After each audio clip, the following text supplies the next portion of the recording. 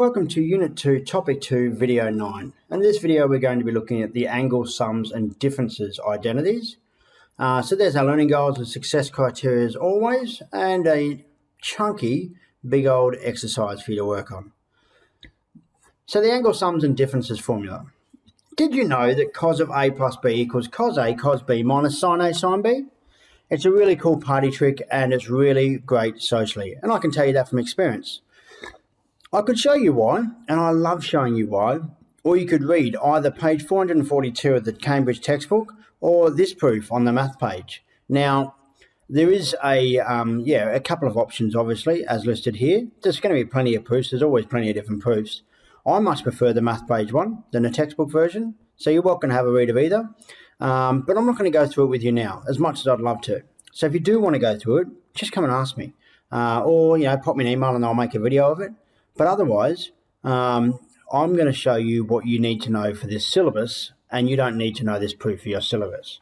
But what we're going to do is we're going to use this identity, which I'm just giving you and hoping you trust me on, and we're going to use it to prove a whole bunch of other identities. Here they are. Oh, look. Oh, there they are. Lots of identities to prove. Okay, you'll see they match, and they are all over your formula sheet. So let's start with cos of A minus B. So to prove cos of A minus B, we start by recognising that this can be written as, if I just throw a, I'll just show you what I want it to look like, cos of A plus negative B. So I'm going to do that as my, using this identity, where the plus now exists. So I get cos of A, cos of negative B, minus sine of A, sine of negative B. And this gives me, and now I've got to deal with that cos of negative b. I don't really want to leave it there, or sine of negative b. So let's just shoot across here and have a quick look at a unit circle. Now, in my unit circle, it's just a bad circle, but anyway. In my unit circle, there's my cast diagram. And if this is angle B, then hopefully you see that this is angle negative B. And cos is positive in the first and fourth, but sine is not positive in the first and fourth. So what I get is that cos of negative b, well, that's directly equal to cos of b. But sine of negative b is equal to negative sine of b, because sine is negative in the fourth quadrant. So we get that direct sort of inverse negative relationship. So using those, I get cos of a, cos of b, because it's just positive, minus sine of a times negative sine of b, and that creates a positive, cos A, cos B, plus sine A, sine B. So there's our first or second identity, our first proven one, coming from the first one there.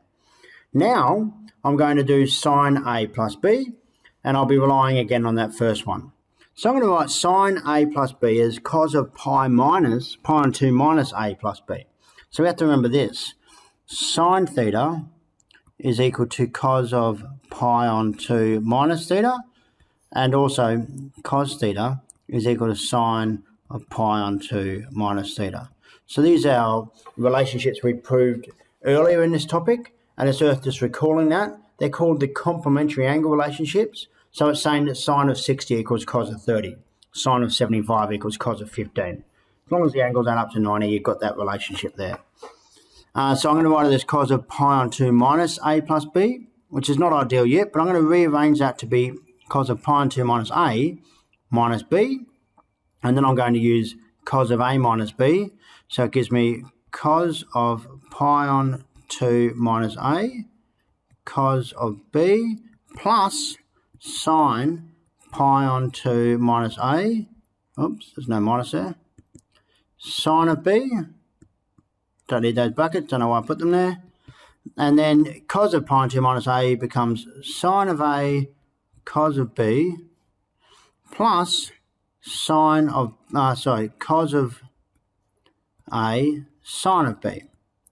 And there's our third trigonometric relationship. And so now let's move forward and see what else we can get. Sine of A minus B is our next one. And we don't have to go through this stuff again, because we can just use sine of A plus B.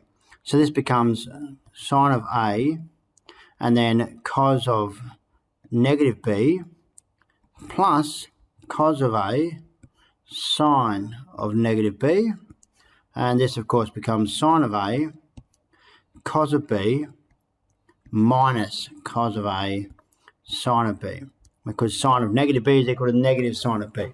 So there's our next relationship. That's number 3, proven as required. So we're in a good place. Now we're going to do 4, sine of 2A. We've done sine of A plus B, so this is the same as sine of A plus A, which is equal to sine of A cos of A plus sine of A cos of A, so that's equal to 2 sine A cos A. And then 4, so that's 4, and then 5, cos of 2A. So remember, cos of A plus B, we're going to write it as A plus A, is equal to cos of A plus, minus sine of A, and that becomes cos squared A minus sine squared A. Now if I just shoot back up, you can see where that cos of A plus A equals that comes from. Now let's take this a step further, shall we? And just create 2 new identities that we'll need. And that is, so we'll call this 5A. And 5A is that cos of 2A is equal to 1 minus sine squared theta minus sine squared theta, which is equal to 1 minus 2 sine squared theta. So this comes from the fact that cos squared theta plus sine squared theta equals 1, which leads to cos squared theta equals 1 minus sine squared theta.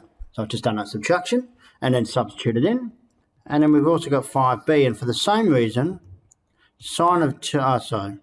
cos of 2a could also be said to equal cos squared theta minus 1 minus cos squared theta, which is equal to 2 cos squared theta minus 1. And it comes directly from this, but the other rearranged version, which is sine squared theta equals 1 minus cos squared theta. Okay, so we've got 5a, and 5b. What I've done today is I've introduced to you one unproven identity, and then 1, 2, 3, 4, 5, 6, 7 identities proven from that. And our summary is that cos of a plus b is equal to cos a cos b minus sine a sine b.